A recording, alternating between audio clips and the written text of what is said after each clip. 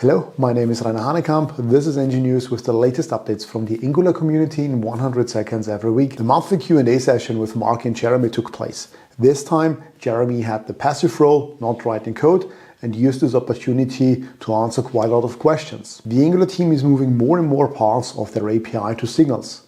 We can expect that in one of the upcoming versions, the queries for ViewChildren and ContentChildren will return a signal. It looks like there is still some misunderstanding in terms of testing tools. Jasmine is not Karma. Web Test Runner will replace Karma. Jasmine is an active project and will stay. I'll give you my own personal opinion. I don't think Angular testing framework you use really matters. The difference between something like Jasmine or Mocha is it's marginal. Jeremy mentioned that communication skills, especially technical writing, is highly underrated. He recommended a short and free course on Google Developers. NX, an alternative to the Angular CLI, was released in a new major version 18.